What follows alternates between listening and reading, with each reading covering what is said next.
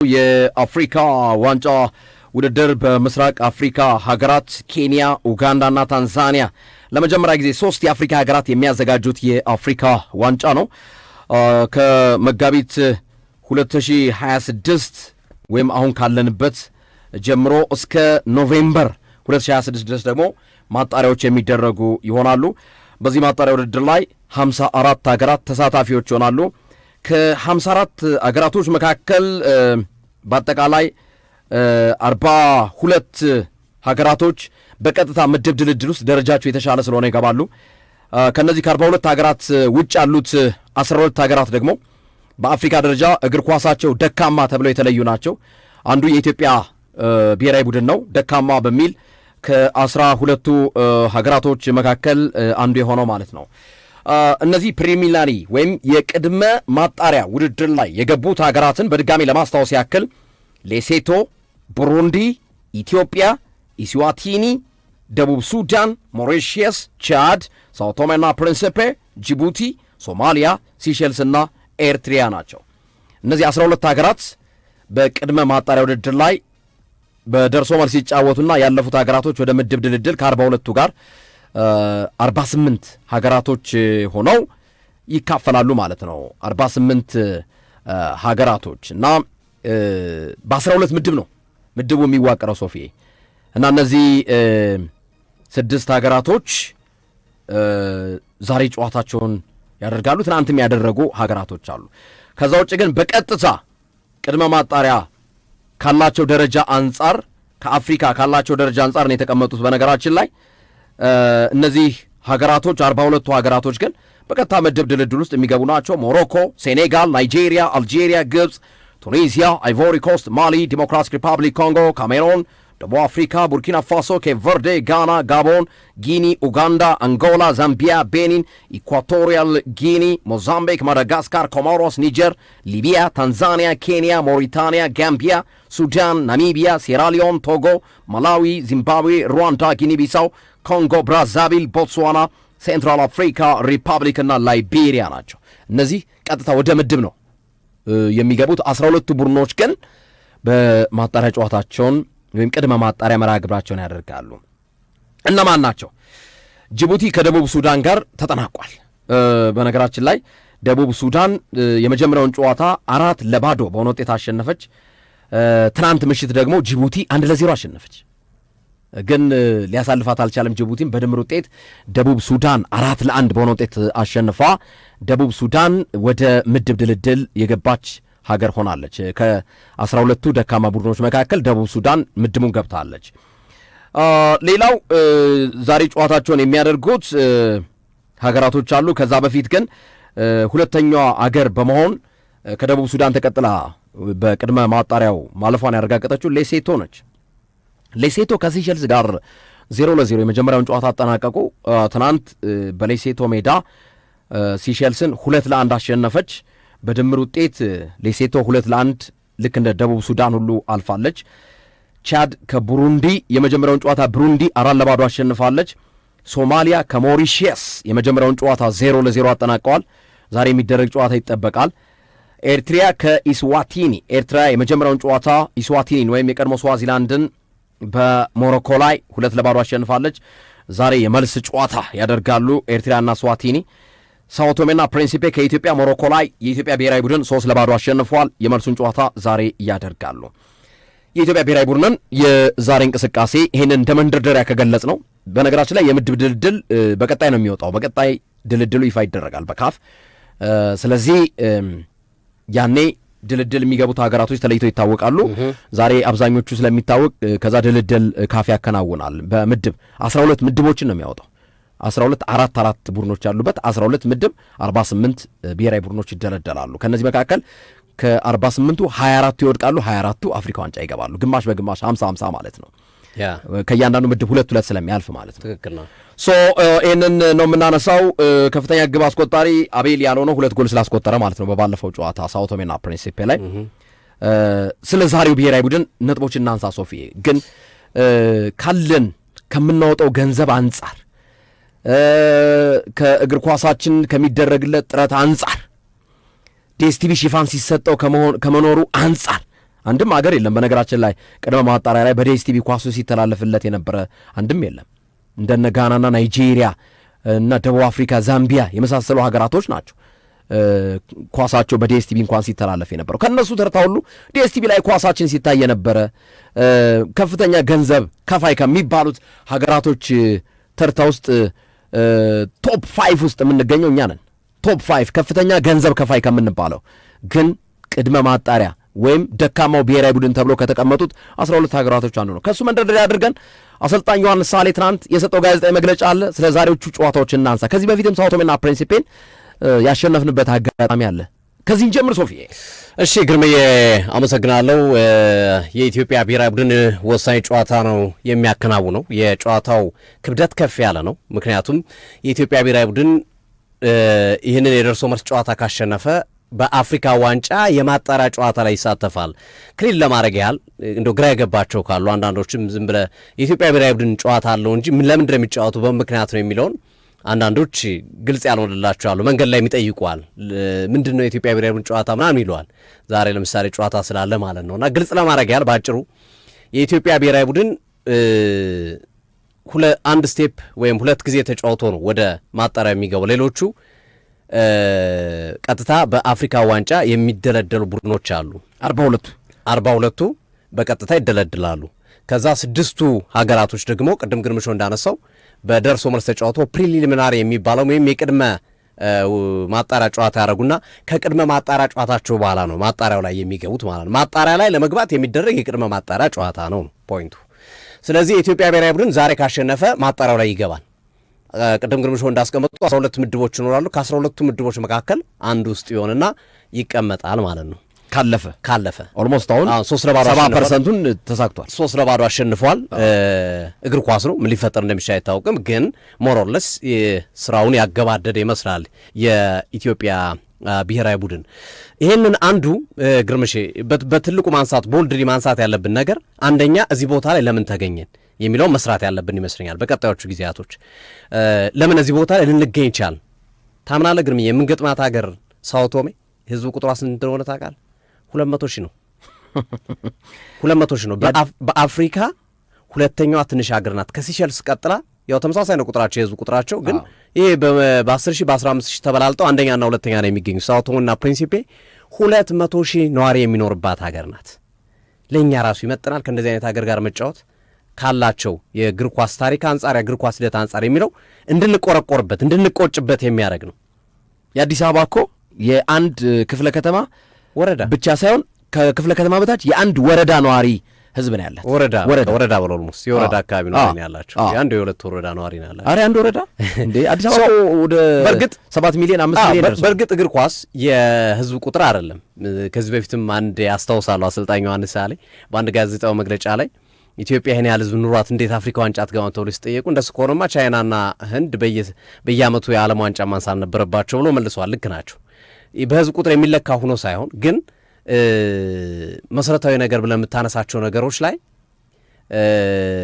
ልዩነት ያለን ሀገራቶች ነን።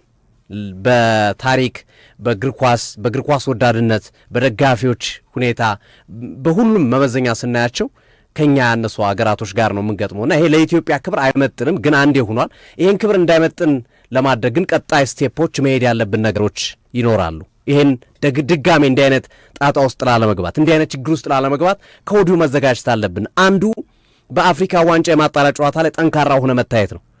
ጠንካራ ሆነ መታየት ቢያንስ ወደ አፍሪካ ዋንጫው የምትገባ ከሆነ በቀጣይ ፕሪሊሚናሪ የሚባለው የሚቅድመ ማጣሪያ ጨዋታ የሚባል ውስጥ አትገባም።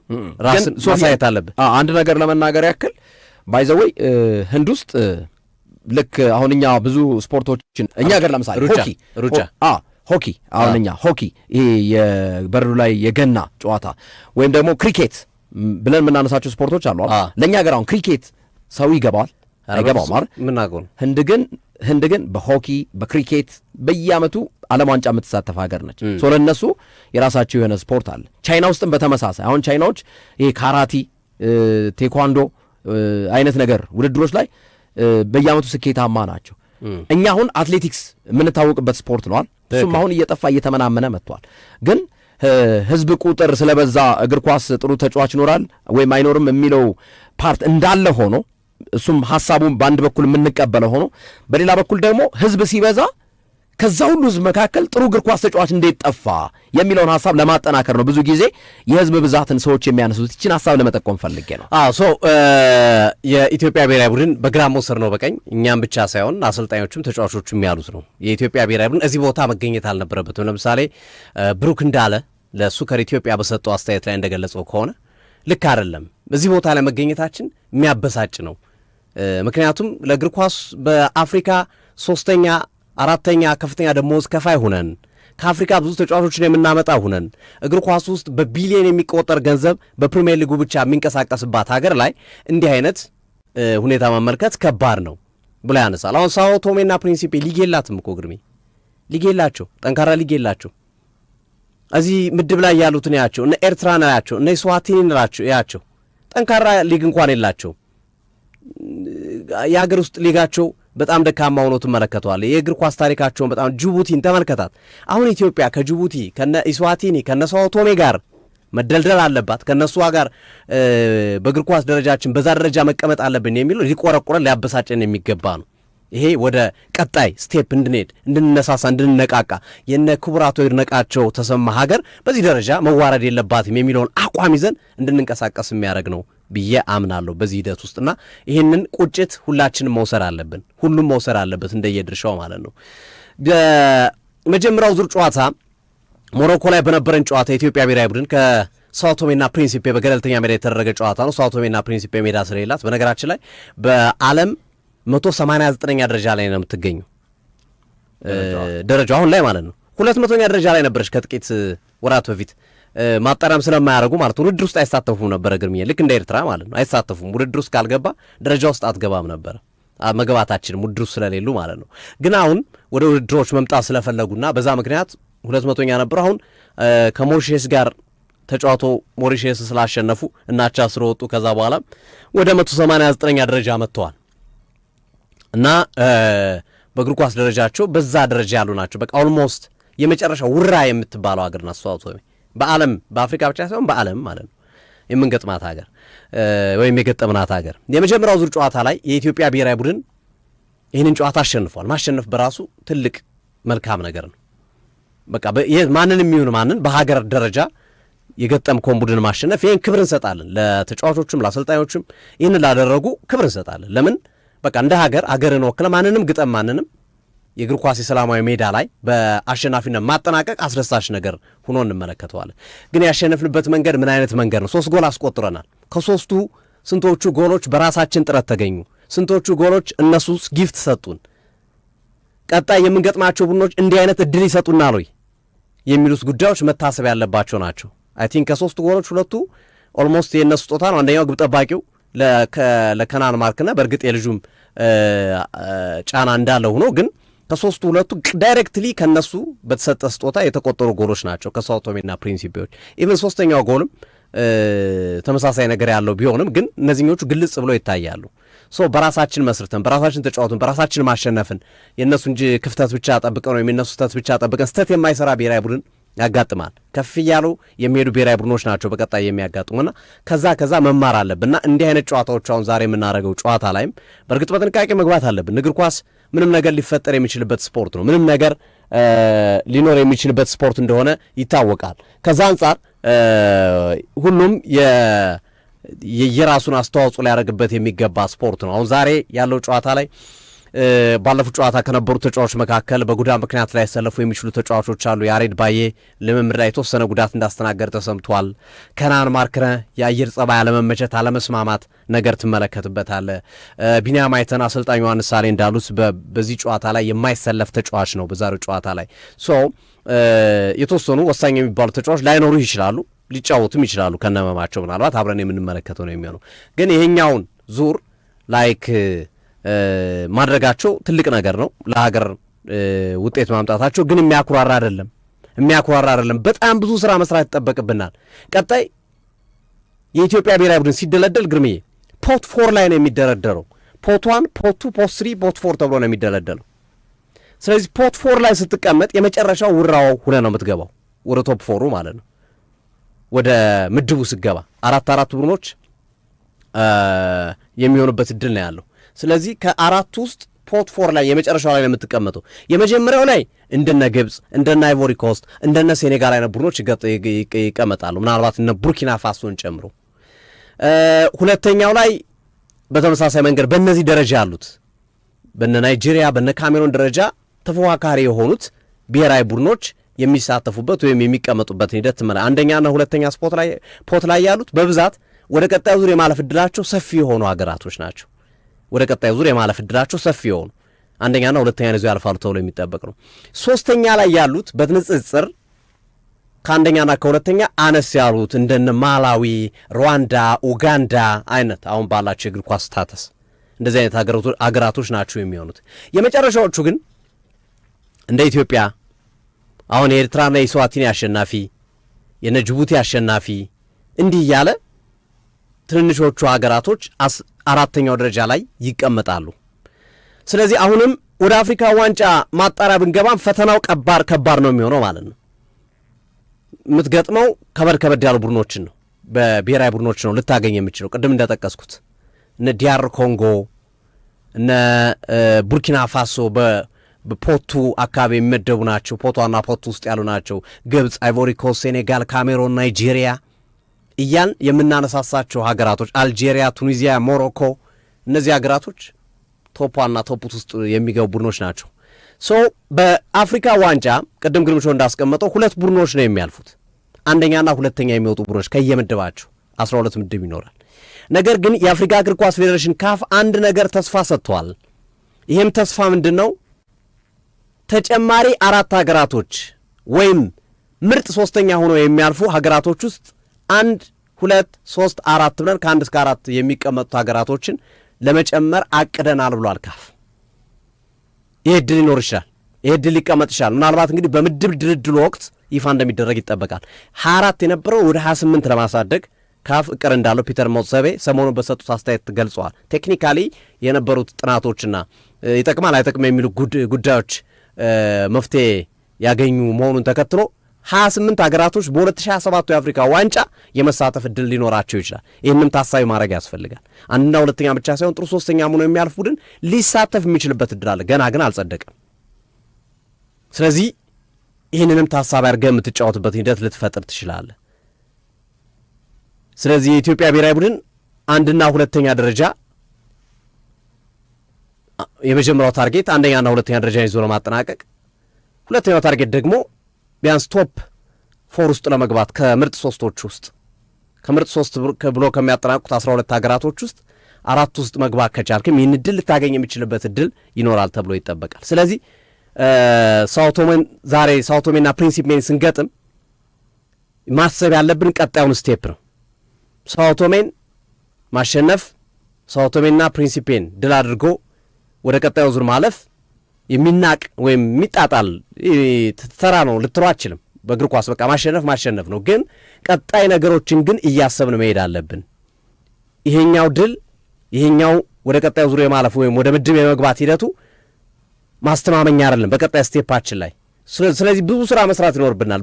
ብዙ ነገሮችን ማከናወን ይኖርብናል። ዛሬ ግን ሞሮለስ የኢትዮጵያ ብሔራዊ ቡድን የማለፍ ዕድሉ ሰፊ ነው ተብሎ ይጠበቃል። ከዚህ በላይ እኔ ግን ከጨዋታው በላይ ከኢትዮጵያ ብሔራዊ ቡድን የሳኦ ቶሜ ፕሪንሲፔ ጨዋታ በላይ ዛሬ ቀልቤን የሳበው ነገር ለመጀመሪያ ጊዜ ከረጅም ዓመታት በኋላ እግር ኳስ ወደ ሀገራችን መመለሱ ለእኔ ትልቁ ዜና ይሄ ነው ብዬ ነው የማስበው። ከ5 ዓመት በኋላ 5 ዓመት አካባቢ 5-6 ዓመት ሊሆን ነው። ይሄ ለእኔ ትልቁ ዜና ነው።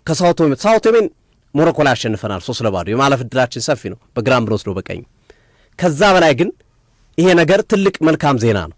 ዛሬ በዝግ ስቴዲየም ይከናወናል ተብሎ የተጠበቀውን ጨዋታ የኢትዮጵያ እግር ኳስ ፌዴሬሽን በከፍተኛ ጥረት እንደዚሁም የድሬዳዋ ከተማ አስተዳደርም የተጠየቃቸውን ነገሮች በማሟላት የሰሯቸው ነገሮች ሊመሰገነው የሚገባቸው አርአያነት ያላቸው ተግባሮች ናቸው። እነዚህ ተግባራቶች ደስ የሚሉ ናቸው።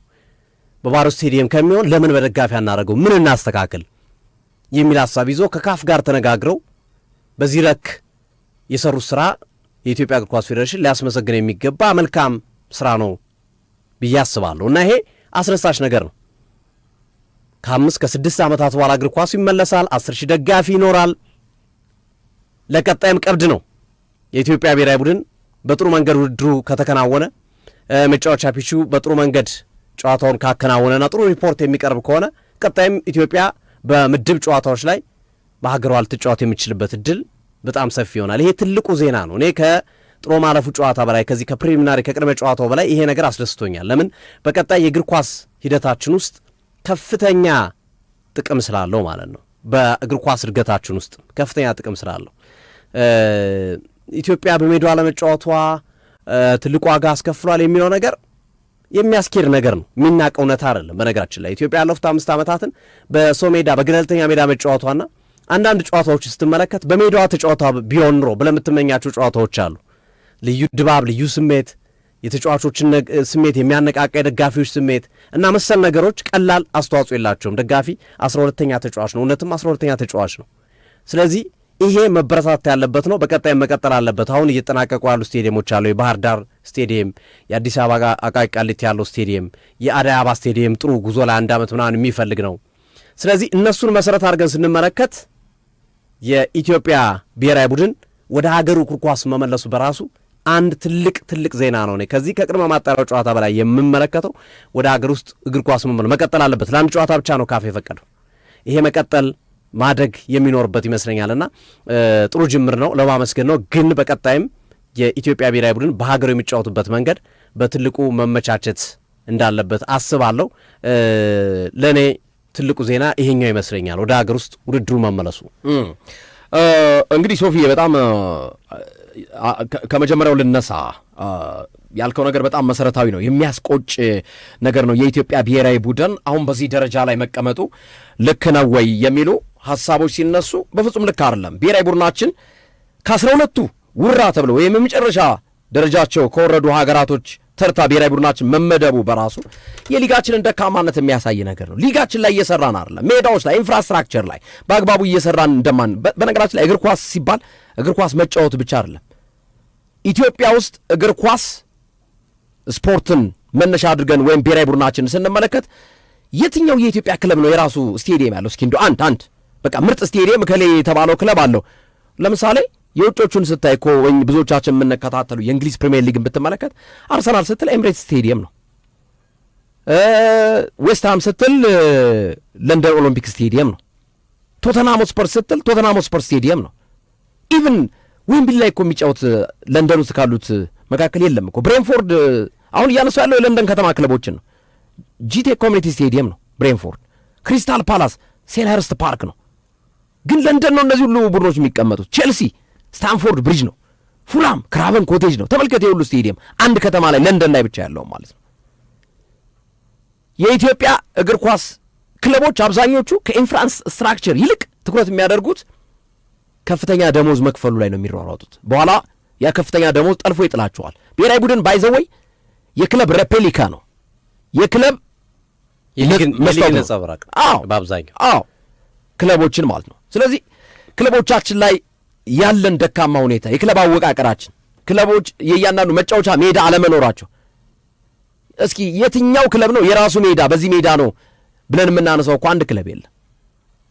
መለማመጃ ሜዳ ያላቸው ክለቦች ስማቸው ሲጠራ እናያለን። ግን ስቴዲየም ለመገንባት ለምንድን ነው ተስፋ ለትውልድ ለነገ ራዕይ ሰንቀው ክለቦቻችን ኢንፍራስትራክቸር ዘመናዊ የሆነ የእግር ኳስ ሜዳዎች ላይ ሲሰሩ አናይም?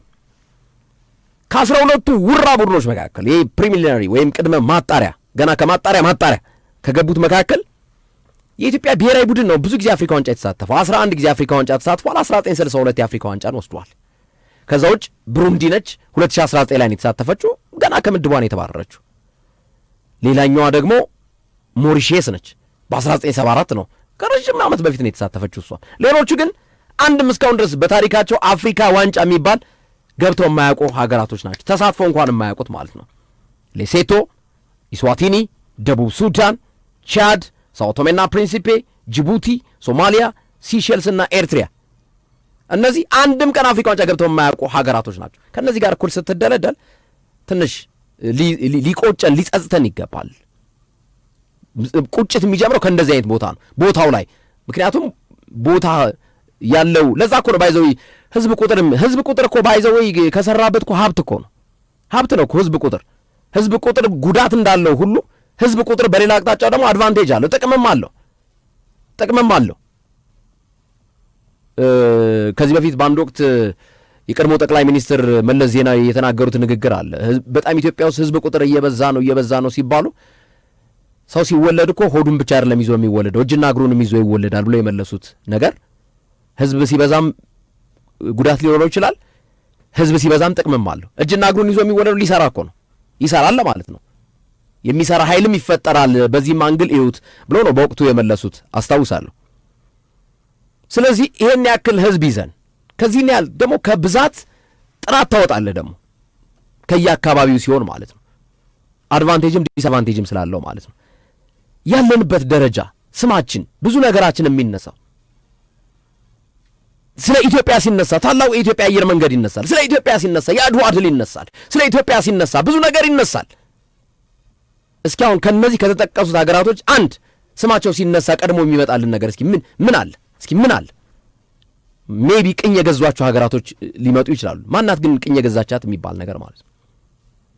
ብዙ ታሪክ ላንድ ኦፍ ኦሪጂንስ እያለን ብዙ ነገሮች እናነሳለን። የቡና መገኛ ታላቁ የኢትዮጵያ አየር መንገድ ያለባት ህዳሴ ግድብ፣ ታላላቅ ታሪካዊ ቦታዎች ከሰሜን እስከ ምዕራብ ከምስራቅ እስከ ደቡብ ብዙ ነገሮች እናነሳለንና ቦታችን አይደለም እዚህ ቦታ ላይ መገኘት ሊቆጨን ሊጸጽተን ይገባል። ዲኤስቲቪ ሲያስተላልፍ በቅርብ የነበረባት ሊጓን እኮ ነበር።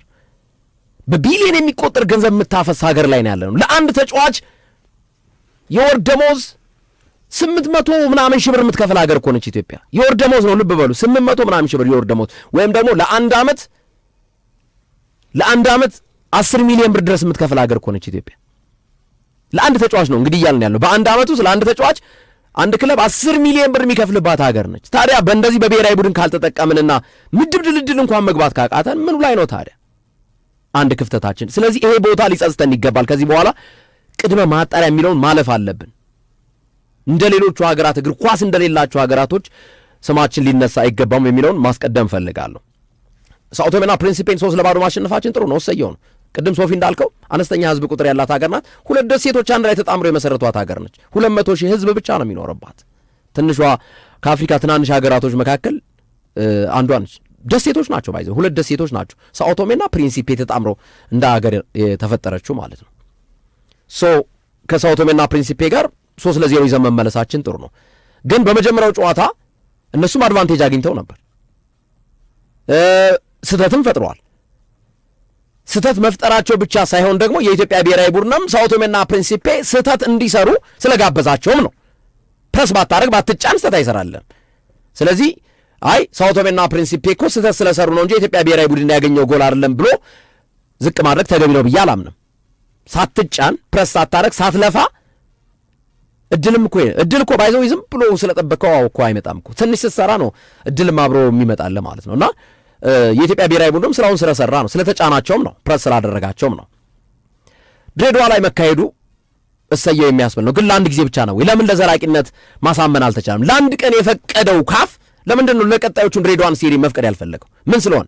ይሟሉ የተባሉት ነገር ተሟላ። ሶዋት ከዛ በኋላ ሌላ ምን አለ?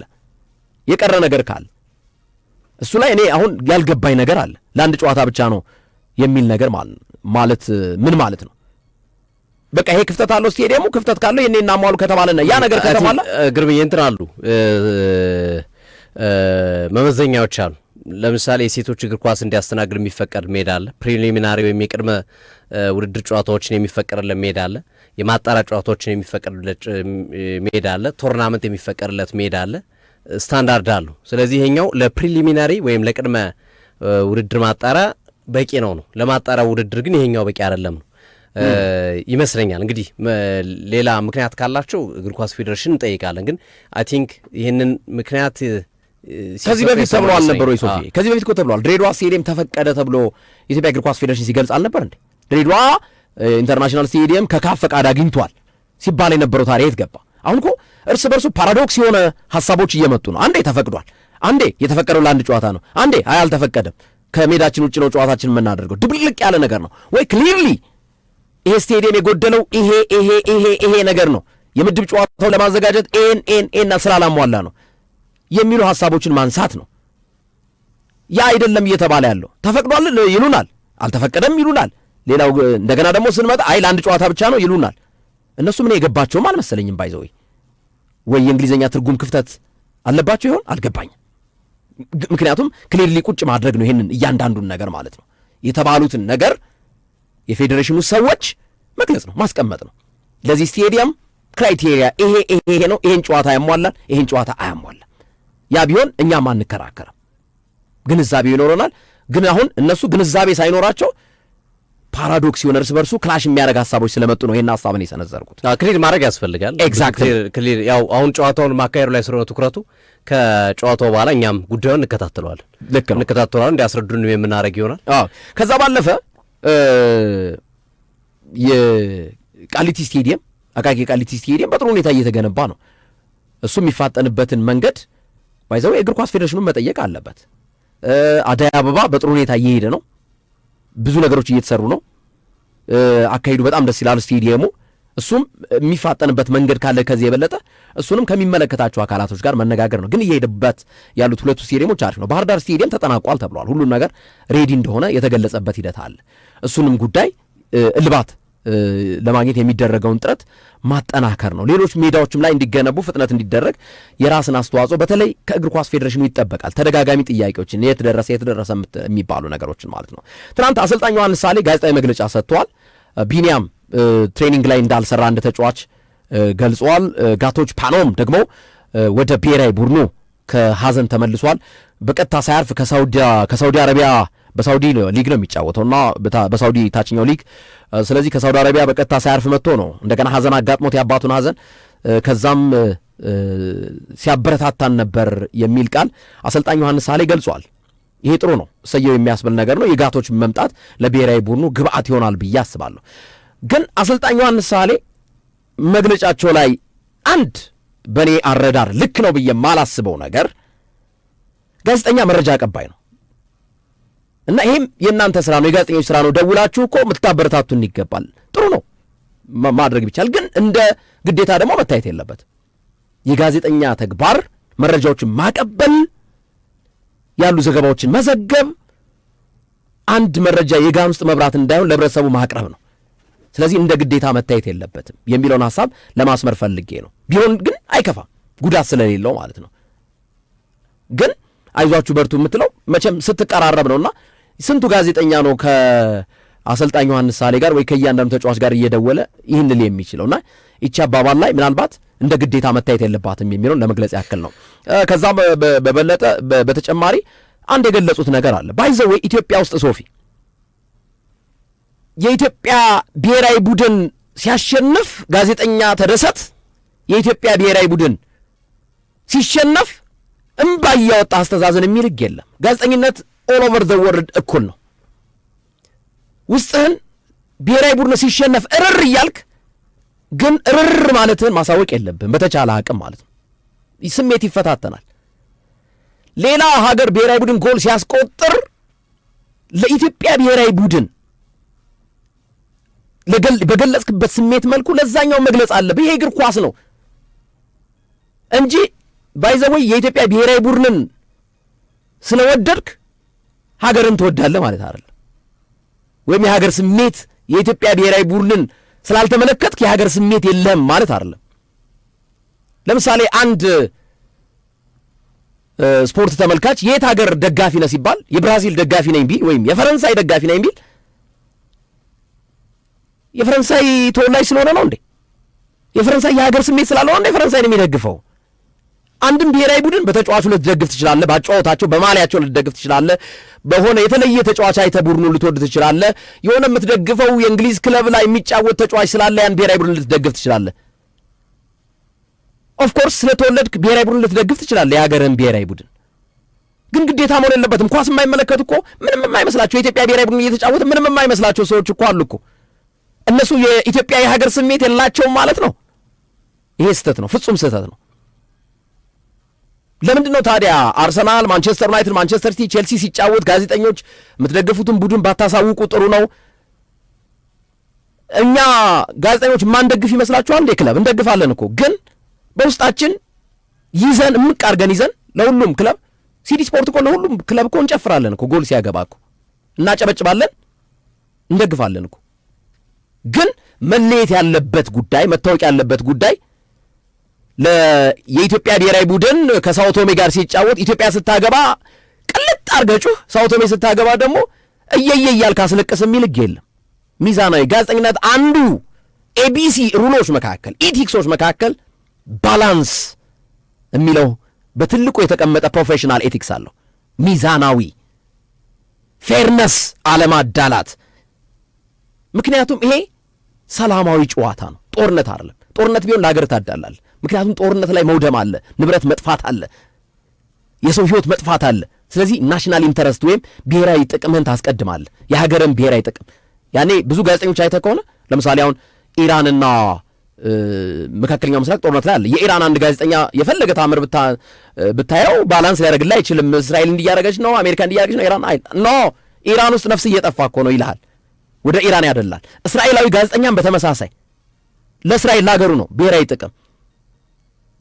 እንዲህ አይነት ነገሮች። ይሄ ግን እግር ኳስ ነው፣ ሰላማዊ ጦርነት ነው። የብሔራዊ ስሜት መለኪያ ሊሆን አይገባውም። እኔ ተነስቼ የብራዚል ብሔራዊ ቡድን ደጋፊ ነኝ ስላልኩ ኢትዮጵያን እጠላለሁ ማለት አይደለም። ኳስ ነው የሚያገናኘን። ወይ ሮናልዶን ወድጄው ሊሆን ይችላል፣ በሮናልዲኖ ያጫወት እንዲህ ብራዚልን እኮ ጭራሽ ብዙ ሰው የማያውቃት አለ እኮ ምን እንደሆነች ፈረንሳይ እንግሊዝን የት እንደገባች የማያውቅ እኮ ብዙ ኢትዮጵያ ያለ እኮ። ጋናን ሴኔጋልን እንዲህ ለጋና ያኔ አፍሪካ ዋንጫ 2010 ላይ በኡራጓይ በፔናልቲ ሱዋሬዝ ኳስ በእጁ ነክቶ የነበረበትን ሂደት ጋና ስትሸነፍ ብዙዎቻችን ያዘን ነው ጋናዊ ስለሆንን ነው እንዴ? ቢያንስ የሆነ ፕሮክሲሚቲን ከቆዳ ቀለም ጋር ከአካባቢ ጋር ልትለይ ይችላል። የተለያዩ ብሔራዊ ቡድን የሚደገፉባቸው ሂደቶች አሉ። ከዚህ አንጻር ነው የምናነሳው እና ይሄ አስተያየት ብዙ ጊዜ ትናንትም ሰምቻለሁ እንዲህ አይነት ነገር ማለት ነው። አድማጮችም ጋዜጠኛ ሲቀመጥ ኢትዮጵያና ሳውቶሜ ሲጫወት ሳውቶሜም ሲያገባ እኩል ደስታ እኩል ጎሉን መግለጽ አለበት። ኢትዮጵያን ስታገባ እኩል ኦፍኮርስ ሳውቶሜ ስታገባ ውስጣችን እረር ሊል ይችል ይሆናል። ግን ህጉ ነው፣ የጋዜጠኝነት ህግ ነው። ምንም ከህግ ፈቀቅ ልንል አንችልም። ኤቢሲ አንድ ጋዜጠኛ አኪዩሬት የሆነ ዜና መስጠት አለበት፣ ትክክለኛ ባላንስ ማድረግ አለበት፣ ማመጣጠን አለበት፣ ፌርነስ፣ አለማዳላት፣ እንደገና አትሪቢዩሽን ምንጭ መጥቀስ አለበት ለሚሰራው ስራ ሁሉ። ይሄ የጋዜጠኝነት ሀሁ ነው። ሰዎችን ለማስመር ፈልጌ ነው። ድል ለኢትዮጵያ ብሔራዊ ቡድን ሶፊ። አዎ 10 ሰዓት ላይ ይከናወናል ጨዋታው በድሬዳዋ 10 ሰዓት ቀን 10 ሰዓት ላይ የሚከናወን ጨዋታ ነው። ሲዲ ስፖርት በቀጥታ ስርጭት ጨዋታውን ለማስተላለፍ ጥረት ያደርጋል። በዚህ ሂደት ውስጥ እንግዲህ በተቻለ አቅም ለማስተላለፍ ጥረት እናደርጋለን። የኢትዮጵያና የሳኦ ቶሜና ፕሪንሲፔን ጨዋታ ለማስተላለፍ ጥረት የምናደርግ ነው የሚሆነው። መልካም ውጤት ለሀገራችን ለኢትዮጵያ የሚል ምኞታችን በዚህ አጋጣሚ ለመግለጽ እንወዳለን ማለት ነው። አድማጭ ተመልካቾቻችን ወደ ሌሎቹ ጉዳዮች እናመራለን። ወደ ሌሎቹ ጉዳዮቻችን እናመራለን። ያው የተነሳው ጉዳይ ላይ ግርምዬ አሰልጣኙ ዮሐንስ ሳሌ ስለ ጋዜጠኞች ያነሱት ጉዳይ ላይ በቂ መልስ እንደሰጠ ስላሰብኩ ነው። ግን ሶፊ አሁን መረዳት ያለባቸው አድማጮቻችን እያነሱ ያለው ስለ ጋዜጠኞች ነው። ኢትዮጵያና ሳኦ ቶሜ ሲጫወቱ አንድ ኖርማል ተመልካች ቅድሚያ የሚሰጠው ሀገር ነው፣ ምንም ጥያቄ ነው። እኛም ኖርማል ተመልካች ስንሆን ለኢትዮጵያ ነው ቅድሚያ የምንሰጠው፣ ለኢትዮጵያ ነው የፈለገ ታምር ይመጣ ማለት ነው። እኔ እያወራ ያለሁት ፊሊንግ ግን ስገልጽ ኳስ ስናስተላልፍ እዚህ ቦታ ላይ ቁጭ ስንል መግለጽ ያለ ፒተር ድዋሪ እኮ እንግሊዝ ከኢስቶኒያ ያስታውሳለሁ። ሶፊ ኢስቶኒያ ጎል ስታቀባ ጎሉ ነው ለጎሉ ነው ገለጻ የሰጠው እኮ ይሄ ያለ ነው። እኔ እያወራለሁ ስለ ጋዜጠኞች ነው። ቦታው ላይ ስንቀመጥ ኢትዮጵያ ላይ ጎል ስታስቆጥር በከፍተኛ ሁኔታ ደስታችንን የምንገልጽ ከሆነ ሳኦ ቶሜ ጎል ስታስቆጥር ግን አይ ሳኦ ቶሜዎች በቃ አገቡ፣ ያሳዝናል። ይሄ ነውር ነው። ሚዛናዊ መሆን ያስፈልጋል። ጋዜጠኛውን ስሜቱን ደብቆም በውስጡ ይዞ ጋዜጠኛው እንደዛ ነው ማድረግ ያለበት። ይሄን ነው እና አድማጮቹ መረዳት ያለባቸው ከጋዜጠኛ ፐርስፔክቲቭ ነው። ምንም ኦቬስ ከሆነ ግልጽ ነው። ዓለም ላይ ያለ አሰራር ነው። ምንም ግልጽ ነው። እኔ ማለት የፈለኩት ግን ከአሰልጣኙ ዮሐንስ ሳሌ አስተያየት ጋር በተያያዘ በተለይ የኡመዱኩሪን ማን ነው ኡመዱኩሪን ከየት አመጣው ተዋከ የጋቶች ፓኖምን ከአባቱ ሐዘን በኋላ አባቱ ሐዘን ላይ ቁጭ ብሎ ቴክስት ሲያደርግ ነበር፣ ሲከታተል ነበር ብሔራዊ ቡድን እንዲህ ሲያደርግ ነበረ ብለው ካነሱ በኋላ ጋዜጠኞችም እንደዚህ ማድረግ አለባቸው የሚል አይነት ስሜት ያለው አስተያየት ነው የሰጡትና አንድ ጋዜጠኛ ደስ ብሎት የሀገሩን ብሔራዊ ቡድን ሲያሸንፍ ሊመለከት ይችላል። ግን ስራው ግን የአንድ ጋዜጠኛ ስራ በመጀመሪያ ደረጃ መልካሙን ነገር ማስቀጠል፣ ክፍተት ካሉ ደግሞ ክፍተቶችን መንገር፣ እነዚህ ነገሮች እንዲስተካከሉ ማድረግ ነው እንጂ እንኳን ደስ አለ እያለ እየዞረ ወይም እንዲሁን የማለት ግዴታ የለበትም። ይሄ መታሰብ ያለበት ይመስለኛልና አውዶቹም የተወሰዱበት ሂደቶች አሉና ይሄ ላይክ አገሩን የማይወድ ጋዜጠኛ ያለ አይነት ስሜት ነው ወይ ንግግሩ በሚል ብዙ ጋዜጠኞችም ያኮረፉበት እንደት እያየን ነው ጓደኞቻችንና እኛም ስሜቱ እንትን አይሰጥም። ይሄ ላይክ ጥሩ ስሜት አይሰጥምና ተደጋገመ ደግሞ ጋዜጠኞች ላይ አሰልጣኝ ዮሐንስ ሳሌ በእርግጥ ጋዜጠኝነት ተምረዋል በአሜሪካ። ምናልባት እንግዲህ ስራውንም ለመስራት የሞከሩባቸው ሂደቶች አሉ። አንዳንድ የሚሰሩና ለማየት እንሞክራለን። ሶ ችግር የለውም ስራውንም አብረውን ቢሰሩ እንደ ጋዜጠኛ ምናምን ችግር የለውም። ግን ላይክ ይሄ ግዴታ የሚመስል ነገር ሳይሆን አንድ ሰው በፍላጎቱ ወይስ ኮች ዮሐንስ ሳሌ ስለቀረበው የተጫዋቹ ስለቀረበ አይዞ በርታ ሊል ይችላል። ግን ሌላው ግን ስራውን ነው መስራት ያለበትና ከስራ ጋር ቢያያዝ የሚለውን ነገር ለማንሳት ያልነው እንትን ይፈጥራል። ብዙ ጊዜ ከጋዜጠኞች ጋር እንዲህ አይነት ነገር ስገባ ሰጣ ገባ ስገባ ግጭት እየበዛ ይሄዳልና ዋናው ስራ ላይ ቢተኮር ጋዜጠኝነት ላይ ሳይሆን ዋናው ስራ አለ። ያንን ስራ ሰርቶ ማሳየት ነው ትልቁ ነገርና እዛ ላይ ይተኮር የሚለውን ሀሳብ ለመስጠት ያልነው።